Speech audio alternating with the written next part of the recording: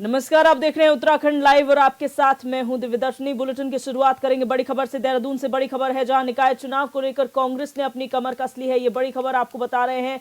निकाय चुनाव से जुड़ी बड़ी खबर है। प्रदेश कांग्रेस कमेटी की महत्वपूर्ण बैठक हुई, जिसमें प्रत्याशियों के चयन पर मंथन किया गया। नेता प्रतिपक्ष यशपाल आर्य ने दावा किया है 27 दिसंबर से जारी होगी प्रत्याशियों की लिस्ट और 28 दिसंबर तक कांग्रेस सभी उम्मीदवारों की घोषणा कर देगी। तो ये बड़ी खबर आपको बता रहे हैं, निकाय चुनाव से जुड़ी बड़ी खबर, जहां अधिसूचना जारी होने के बाद सभी दल अपनी अपनी तैयारियों में जुट चुके हैं। कांग्रेस की अगर बात की जाए तो प्रदेश कांग्रेस कमेटी की एक महत्वपूर्ण बैठक हुई, जिसमें प्रत्याशियों के चयन पर मंथन किया गया और नेता प्रतिपक्ष यशपाल आर्य ने दावा किया है कि 27 दिसंबर से प्रत्याशियों की लिस्ट जारी होना शुरू होगी और 28 तक पूरे उम्मीदवारों की जो घोषणा है वो कर दी जाएगी। यानी कि सभी उम्मीदवारों की घोषणा 28 दिसंबर तक कर दी जाएगी, ऐसा नेता प्रतिपक्ष यशपाल आर्य का दावा है।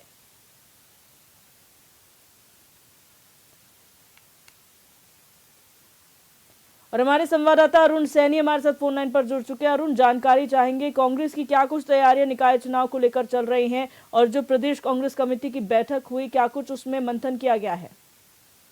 जी दिव्या, निकाय चुनाव को लेकर कांग्रेस पार्टी ने भी अपनी तैयारियां तेज कर दी है और कांग्रेस पार्टी भी अब लगातार तैयारियों में जुट गई है। ऐसे में बीते कल कांग्रेस पार्टी की तरफ से एक बैठक भी हुई, जिसमें कि तमाम वरिष्ठ नेता कांग्रेस पार्टी के शामिल रहे, जिसमें प्रदेश अध्यक्ष करण मारा, नेता प्रतिपक्ष यशपाल आर्य, पूर्व नेता प्रतिपक्ष प्रीतम सिंह, पूर्व प्रदेश अध्यक्ष गणेश गोदियाल, पूर्व मुख्यमंत्री और कांग्रेस पार्टी के वरिष्ठ नेता हरीश रावत समेत कई वरिष्ठ नेता बैठक में मौजूद रहे और बैठक में आगामी जो चुनाव है उस चुनाव को लेकर के और निकाय चुनाव को लेकर के प्रत्याशी के चयन को पर मंथन हुआ है। और ऐसे में प्रत्याशी चयन इस बार कांग्रेस पार्टी जो है, चाहे वो पार्षदों की अगर बात की जाए तो जो सीटिंग पार्षद है उन्हीं पर ही भरोसा जताने के पीछे कांग्रेस पार्टी इस बार लगी हुई है। इसी के साथ साथ ही जो जिला प्रभारी बनाए गए थे कांग्रेस पार्टी की तरफ से, उन जिला प्रभारियों की रिपोर्ट भी आनी है और आज जो है वो रिपोर्ट प्रदेश कांग्रेस को सभी जिला प्रभारी अपनी सौंपेंगे। उसके बाद उस रिपोर्ट पर भी मंथन होगा और उसके बाद प्रत्याशी का जो है वो घोषणा कांग्रेस पार्टी करना शुरू करेगी। ऐसे में नेता प्रतिपक्ष यशपाल आर्य के द्वारा यह दावा किया जा रहा है कि 27 दिसंबर से जो है प्रत्याशी चयन की जो प्रक्रिया है वो शुरू हो जाएगी और घोषणाएं जो है वो होना शुरू हो जाएगी। इसी के साथ ही 28 दिसंबर तक कांग्रेस पार्टी सभी प्रत्याशियों की घोषणा जो है वो कर देगी। तो इस तरीके से कांग्रेस पार्टी की तैयारी लगातार चल रही है और ऐसे में इसको लेकर बैठकें भी हो रही है। प्रदेश अध्यक्ष करण मारा भी दिल्ली में के दौरे पर रहे, वहां पर भी उन्होंने तमाम चिंतन मंथन प्रदेश प्रभारी कुमारी शैलजा के साथ किया। किस तरीके से चुनाव लड़ना है, किस तरीके से चुनाव के बीच में जाना है, जनता से के बीच में क्या कुछ मुद्दे लेकर जाने हैं, किस तरीके से चुनाव लड़ना, तो इसको लेकर बातचीत भी उनसे हुई। तो इस तरीके से कांग्रेस पार्टी अपनी तैयारियां कर रही है और ऐसे में जो जिला प्रभारी जो नामों का पैनल बनाकर देते हैं उसमें कौन कौन से नाम होंगे, किस नाम पर फिर कांग्रेस पार्टी अपनी अंतिम मुहर लगाएगी, ये तमाम चीजें देखने वाली होंगी। हालांकि कांग्रेस पार्टी की तरफ से तैयारियां अब जोरों शोरों से चल रही है और ऐसे में अब 27 दिसंबर से कांग्रेस पार्टी अपने प्रत्याशियों की घोषणा करना शुरू कर देगी, ऐसा संभव माना जा रहा है। अच्छा, यहाँ पर अगर कांग्रेस की बात की जाए तो चाहे सह प्रभारी से मीटिंग हो, चाहे प्रभारी से मीटिंग हो, लेकिन कोई भी यहाँ पर आता हुआ नजर नहीं आ रहा है। यहाँ पर बीजेपी की तरफ से कई दिग्गज आ चुके हैं अभी तक बैठक करने के लिए, चाहे संगठन महामंत्री हो या फिर अन्य नेता हो। लेकिन अगर कांग्रेस की बात की जाए, कोई भी राष्ट्रीय स्तर का नेता अभी तक यहाँ पर बैठकें करने नहीं आ रहा है, सिर्फ वर्चुअल मीटिंग्स की गई हैं। इनका कितना असर पड़ेगा उत्तराखंड में? जी दिव्या, देखिए कांग्रेस के जो प्रदेश सह प्रभारी हैं सुरेंद्र शर्मा, वो लगातार जो है एक्टिव में है और प्रदेश में लगातार जो है वो बैठक करते हैं और यहाँ पर कई बार प्रदेश में प्रेस कॉन्फ्रेंस हो या फिर बैठकें वो लेते हैं। लेकिन प्रदेश प्रभारी कुमारी शैलजा की अगर बात की जाए तो वो लगातार उत्तराखंड से नदारद हैं और लोकसभा चुनाव के बाद कोई भी ऐसी बैठक जो है वो उन्होंने प्रदेश में पहुंचकर यहाँ पर नहीं की, या प्रदेश उत्तराखंड वो पहुंची हो या फिर प्रदेश मुख्यालय में कोई बैठक की हो, तो इस तरीके का कुछ देखने को नहीं मिला। हालांकि इसको लेकर के इसका कितना असर पड़ता है और ऐसे में इसको लेकर प्रदेश प्रभारी लगातार सवालों के घेरे में भी रहती है, संगठन पर इसका कितना असर पड़ता है। हालांकि ये बात जरूर है कि वर्चुअली बैठक लगातार प्रदेश प्रभारी कुमारी शैलजा दिल्ली से लेती है और उसमें सभी कांग्रेस के जो प्रदेश कमेटी के सदस्य हैं या वरिष्ठ नेता हैं वो उस बैठक में मौजूद रहते हैं और तमाम चिंतन मंथन जो है बैठक में होता है। लेकिन फिजिकली तौर पर कोई भी बैठक और यहाँ पर स्थितियों का जायजा लेने के लिए प्रदेश प्रभारी नहीं पहुंची, तो ऐसे में उसका कितना असर पड़ता है ये आने वाले जब चुनाव होगा, चुनाव के दरमियान ये तमाम चीजें वो है देखने वाली होंगी। जी आप बने रहिए अरुण, अगली खबर पर भी हम आपसे जानकारी लेंगे। और देहरादून से अगली बड़ी खबर है जहां मौसम विभाग ने पूर्वानुमान मौसम को लेकर जारी किया है। 27 से 29 दिसंबर तक बारिश और बर्फबारी की संभावना जाहिर की गई है। ये बड़ी खबर आपको बता रहे हैं। 27 दिसंबर से राज्य में हल्की बारिश का दौर शुरू होगा। 28 दिसंबर को ज्यादातर हिस्सों में बारिश होगी। 29 दिसंबर को भी कई जगहों पर बारिश और बर्फबारी का अनुमान जताया गया है। ये बड़ी खबर आपको बता रहे हैं देहरादून से, जहां पर आगामी दिनों के लिए मौसम विभाग ने पूर्वानुमान जारी कर दिया है और मौसम विभाग के मुताबिक 27 से 29 दिसंबर तक बारिश और बर्फबारी के अनुमान है। वहीं 27 दिसंबर से राज्य में हल्की बारिश का दौर शुरू होगा। 28 दिसंबर को ज्यादातर हिस्सों में बारिश होगी। वहीं 29 दिसंबर को भी कई जगहों पर बारिश और बर्फबारी का अनुमान है। हमारे संवाददाता अरुण सैनी हमारे साथ फोन लाइन पर बने हुए हैं। अरुण, जानकारी चाहेंगे मौसम विभाग का जो पूर्वानुमान है आगामी दिनों के लिए, उसके मुताबिक मौसम कैसा रहने वाला है इस बार?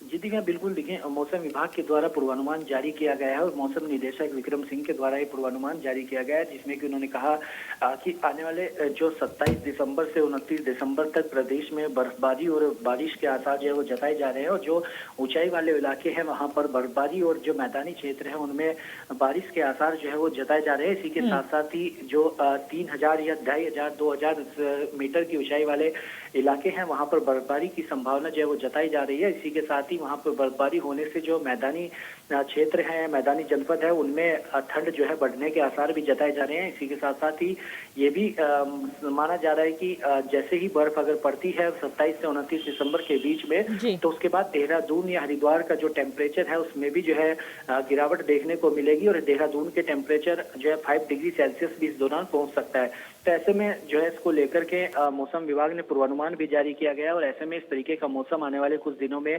देखने को मिल सकता है। तो वहीं इसी के साथ साथ ही जो बर्फबारी होने से कई हाईवे भी बंद हुए हैं, क्योंकि जो पर्यटक बड़ी संख्या में उत्तराखंड का रुख कर रहे हैं, लगातार पहुंच रहे हैं बर्फबारी का लुत्फ उठाने के लिए। तो ऐसे में बर्फबारी के कारण जो है वाहन भी फिसलते हैं। तो ऐसे में कई मार्गों पर जहां बर्फ ज्यादा है तो उन मार्गों को बाधित भी किया गया है, उन पे बर्फ हटा करके फिर उसके बाद आगे जो है पर्यटकों को भेजा जा रहा है। तो इस तरीके से शासन प्रशासन के द्वारा सुरक्षा व्यवस्था को लेकर हो या अन्य व्यवस्थाएं हो वो बनाई जा रही है और इसी के साथ साथ ही सैलानियों से लेकर व्यापारियों तक के चेहरे जो है वो खिले हुए हैं। जैसे ही बर्फबारी होती है तो क्योंकि बड़ी संख्या में पर्यटक उत्तराखंड का रुख करते हैं, तो आने वाले समय में मौसम इस तरीके का रहेगा और इसी के साथ साथ ही जिस तरीके से इस बार ठंड भी हो रही है और बर्फबारी भी देखने को मिल रही है, पिछले वर्ष के मुकाबले इस वर्ष बर्फबारी जो है पहले ही हुई है। तो ऐसे में इस बार जो इस बार गर्मियों में देखा गया कि पानी की संकट प्रदेश में गहराया, जल स्रोत सूखे, ग्लेशियर्स पिघले, तो उनको भी रिवाइव जो है माना जा रहा है कि वो भी इस बार रिवाइव होंगे और ऐसे में आने वाले समय में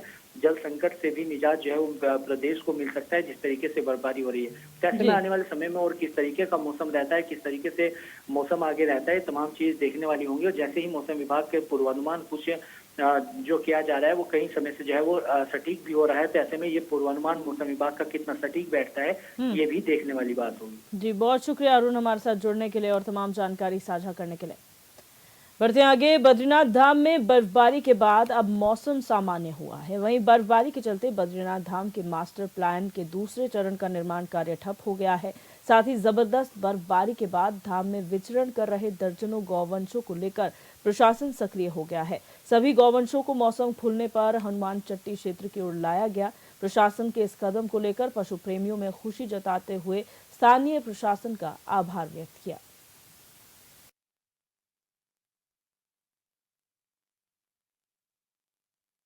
तो आपको बता दें कि एक और मौसम विभाग ने पूर्वानुमान आगामी दिनों के लिए जारी किया है, जहां पर 27 से लेकर 29 दिसंबर तक बर्फबारी और बारिश की संभावना जाहिर की गई है। वहीं आपको बता दें कि ज्योतिर्मठ में भी पिछले कुछ दिनों में बर्फबारी हुई है। कल रात भी बर्फबारी हुई और जो वहां पर गौवंश फंसे हुए थे उनको प्रशासन द्वारा मौसम खुलने पर हनुमान चट्टी लाया गया है। और प्रशासन के इस कदम से जो पशु प्रेमी हैं और जो पर्यावरणविद हैं, जो ग्रामीण वहाँ के हैं, वो काफ़ी खुश हैं, वो काफ़ी सराहना इस पहल की कर रहे हैं। प्रशासन द्वारा ये जो पहल की गई है, तो तस्वीरों में आप देख सकते हैं बर्फ की सफ़ेद चादर से ढका हुआ है ज्योतिर्मठ का ये पूरा क्षेत्र। और यात्रा समाप्त हो चुकी है और यात्रा के समापन के बाद यहाँ जो पशु हैं वो ठंड में न ठिठुरें, इसे देखते हुए प्रशासन ने उन्हें हनुमान चट्टी शिफ्ट किया है। और संजय कुमार हमारे संवाददाता हमारे साथ फोन लाइन पर जुड़ चुके हैं। संजय, जानकारी चाहेंगे इस वक्त मौसम क्या बना हुआ है क्षेत्र में, और जो पहल की गई है प्रशासन द्वारा जो गौवंश है वहां से हटाने की, क्या कुछ उसे लेकर जानकारी है?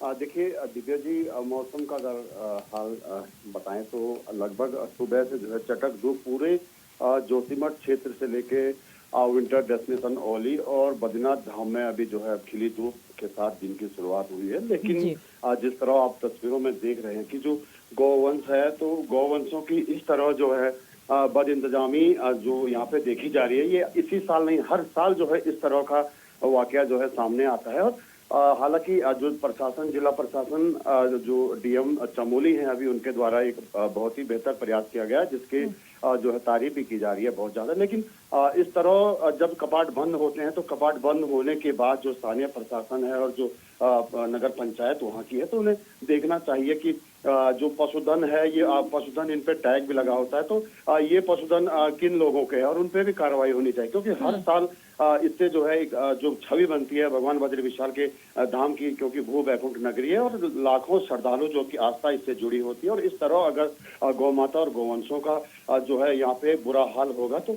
एक मैसेज तो जाएगा कि बद्रीपुरी में इस तरह जो है गौवंश घूम रहे हैं। क्योंकि देखिए बर्फबारी होती है तो बर्फबारी के बाद जो वहाँ पे सिक्योरिटी के लोग होते हैं तो उनका जो है जीवन दुश्वार हो जाता है। तो आप खुद अंदाजा लगा सकते हैं कि ये पशुधन जो है बिना चारे के, बिना पानी के बर्फबारी में कैसे बेमौत वहाँ पे मरते हैं। तो ये एक सोचने वाली बात है और इस पे बिल्कुल कार्रवाई होनी चाहिए। और इस तरह जो पशुधन जो ग्रीष्मकाल में वहाँ पर छोड़ते हैं चुगान के लिए लोग, तो उन लोगों पे भी कार्रवाई होनी चाहिए कि ये किन लोगों के पशु हैं। क्योंकि हर साल ये वाकया होता है और हर साल प्रशासन जो है उनको हनुमान चट्टी तलाता है, तो इससे गलत संदेश जा रहा है और एक परंपरा जैसी बन चुकी है ये। जी अच्छा संजय, यहाँ पर मौसम विभाग ने जो पूर्वानुमान जारी किया है वो सटीक साबित हुआ है। बर्फबारी यहाँ देखने को मिली है। गौवंशों के लिए तो व्यवस्था कर दी गई है, लेकिन जो आम जनमानस के लिए जो व्यवस्थाएं हैं, बिजली, पानी कनेक्शन, ये व्यवस्थाएं इस वक्त किस तरीके से बनी हुई हैं?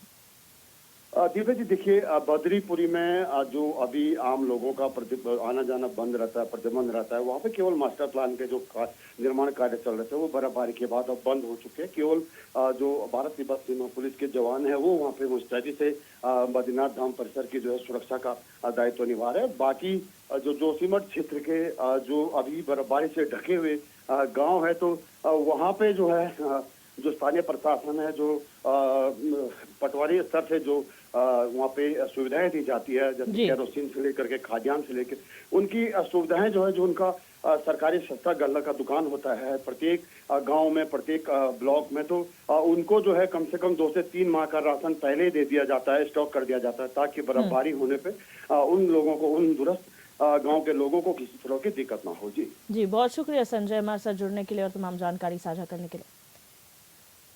रुक करेंगे रुद्रप्रयाग से खबर का, जहां नए बस अड्डे के पास सिंचाई विभाग की ओर से बनाई जा रही वाहन पार्किंग की छत धराशायी हो गई, जिसमें छत डालने का काम कर रहे 3 मजदूर घायल हुए हैं, जिन्हें इलाज के लिए जिला अस्पताल भेजा गया है। आपको बता दें कि लगभग 50 कार के लिए ये पार्किंग बनाई जा रही थी और आज इसकी छत डाली जा रही थी, लेकिन शटरिंग कार्य में लापरवाही बरते जाने से पार्किंग धराशायी हो गई। हालांकि घटना के पीछे की वजह अभी तक यही बताई जा रही है कि पार्किंग भार झेल नहीं पाए, जिसमें संबंधित कार्यदायी संस्था, जेई और ठेकेदार की गलतियां भी सामने आई है।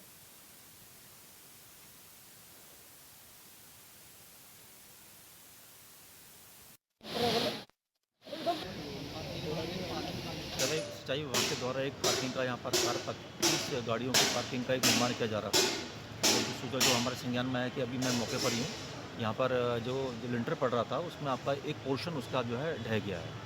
तो उसमें 2 व्यक्ति आपका सामान्य रूप से घायल हैं और उनको अभी हमने आपका जो है जिला अस्पताल में भी एडमिट करवा दिया है।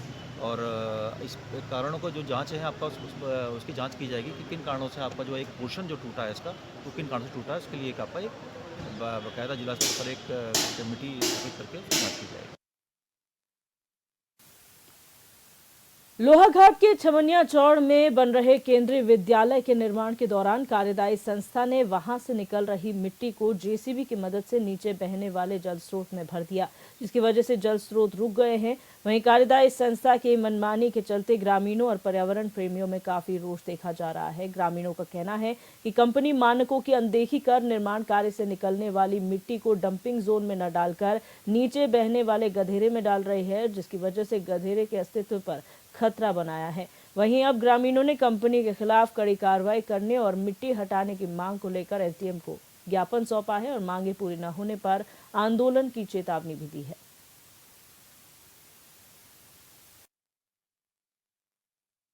प्रेमनगर में जो है सीपीडब्ल्यूडी द्वारा जो केंद्रीय विद्यालय की मिट्टी फेंकी जा रही है, निर्माण कार्य में जो मिट्टी वो मलबा निकल रहा है उसको जो है ठेकेदार द्वारा नीचे नदी और नाभूमि में फेंका जा रहा है, जिससे पूरी नदी और पानी के स्रोत जो है बंद हो चुके हैं, जिससे लगभग कम से कम 100 परिवार प्रेमनगर के उस पानी को अपना रोज इस्तेमाल करते हैं, उसको नहाने धोने के लिए। ठेकेदार को बार बार मना करने के बाद भी उसको ज़बरदस्ती जो है उससे भवन निर्माण में जो मिट्टी निकल रही है उसको जो है उसमें नदी में और पानी के स्रोतों में डाला जा रहा है। सब पानी के स्रोत बंद हो चुके हैं। हम माननीय उपजिलाधिकारी जी के पास अपना शिकायत पत्र लेके आए हैं, जिससे समस्त ग्रामवासी और हम लोग माननीय महोदय से निवेदन करते हैं कि इस ठेकेदार के खिलाफ सख्त से सख्त कार्रवाई की जाए और जो बंद किए गए वहाँ पानी के स्रोत और नदी में जो पानी डाला उसको हटाया जाए। लोकसभा चुनाव 2024 में बीजेपी ने उत्तराखंड की सभी 5 सीटों पर जीत दर्ज की थी। बाद में 2 विधानसभा सीटों पर उपचुनाव हुए, जिसमें सत्ताधारी बीजेपी दोनों ही सीटें हार गई। उसके बाद केदारनाथ विधानसभा उपचुनाव में भारतीय जनता पार्टी ने बाजी मार ली और अब अगले साल निकाय चुनाव है, लिहाजा बीजेपी और कांग्रेस दोनों ही पार्टियां जीत का दावा कर रही हैं। लेकिन जानकार कहते हैं कि लोकसभा और विधानसभा चुनाव और साथ ही साथ निकाय चुनाव में फर्क है, क्योंकि निकाय चुनाव में स्थानीय मुद्दों पर जनता वोट करती है। ये रिपोर्ट देखिए।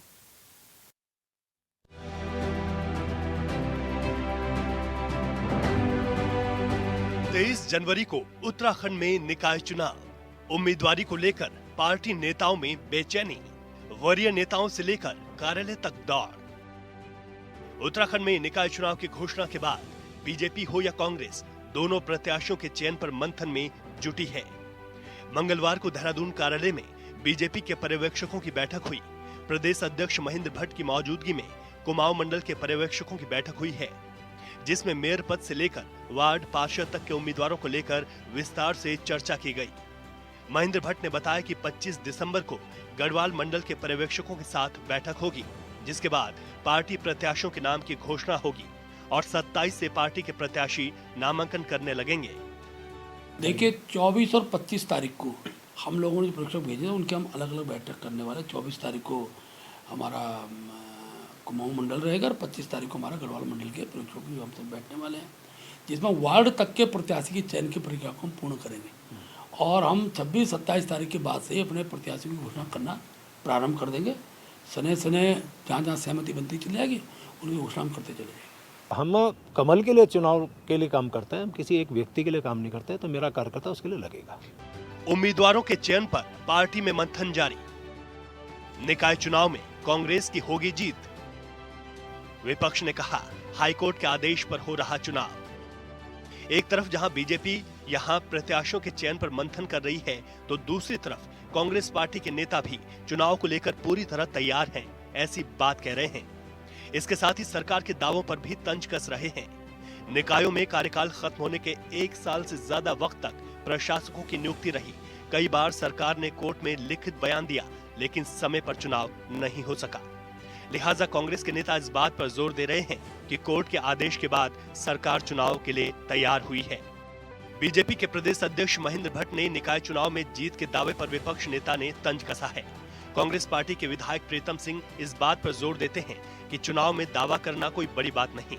उन्होंने कहा कि बीजेपी के प्रदेश अध्यक्ष महेंद्र भट्ट तो मंगलौर और बद्रीनाथ विधानसभा चुनाव में भी जीत का दावा कर रहे हैं, लेकिन नतीजे आए तो बीजेपी नेताओं की बोलती बंद हो गई। लिहाजा चुनाव में जीत का दावा करना और जीत जाना दोनों अलग अलग बातें हैं। सूचना आ गई है और आचार संहिता लग गई है। हम लोग पूरी तरीके से तैयार हैं। हमारा होमवर्क काफ़ी लंबे समय से चल रहा था और लेकिन जिस तरीके से कल जो परिवर्तन किए गए हैं उसमें कई ऑब्जेक्शनेबल बातें अभी भी आ रही हैं। जैसे कुछ जगह महिला सीट को जो है चौथी बार महिला सीट कर दिया गया है, कुछ जगह अन्य चीज़ें की। बीजेपी ने पूरा सोच समझ के एक रणनीति के तहत अपनी सुविधा के अनुसार इस आरक्षण में परिवर्तन किए हैं, तो निश्चित ही निर्णय है। लेकिन कांग्रेस पूरी ताकत से इस चुनाव को लड़ने के लिए तैयार है। बैलेट से ये चुनाव होने वाला है और मुझे उम्मीद है कि हम बढ़िया प्रदर्शन इस चुनाव में करेंगे। प्रदेश की 107 निकायों में से 100 निकायों में चुनाव की घोषणा की गई है। निर्वाचन आयोग के अधिकारी ने बताया कि प्रदेश के 107 निकायों में से 100 निकायों में चुनाव की घोषणा की गई है। निर्वाचन आयोग के अधिकारी के मुताबिक निकाय चुनाव का ऐलान 27 दिसंबर से 30 दिसंबर तक नामांकन, 31 दिसंबर 1 जनवरी तक नामांकन पत्रों की जांच, 2 जनवरी को नाम वापस लेने की अंतिम तारीख, 3 जनवरी को 3 बजे तक चुनाव चिन्ह आवंटित, 23 जनवरी को 8 बजे से 5 बजे तक होगी वोटिंग, 25 जनवरी को सुबह 8 बजे से मतगणना, 30,63,000 से ज्यादा वोटर्स करेंगे वोट, 1518 मतदान केंद्र जबकि 3,393 मतदान स्थल, 601 मतदान केंद्र, 1292 पोलिंग बूथ संवेदनशील, 422 मतदान केंद्र, 1078 पोलिंग बूथ अति संवेदनशील। चुनाव ड्यूटी में 30,000 कर्मी, 18,000 सुरक्षा कर्मी। ये जो निर्वाचन है, हमारे राज्य में कुल 107 नगर निकाय हैं। उसमें से 3 नगर निकाय नगर पंचायत बद्रीनाथ, केदारनाथ और गंगोत्री में चुनाव नहीं होता है, निर्वाचन नहीं होता है, क्योंकि वहाँ स्थायी मतदाता नहीं है। 2 नई नगर पंचायतों का गठन हुआ है, पाटी और गढ़ी नेगी। अभी और उत्तराखंड लाइव में मेरे साथ बस इतना ही। आप देखते रहिए हॉर्नबिल टीवी। नमस्कार।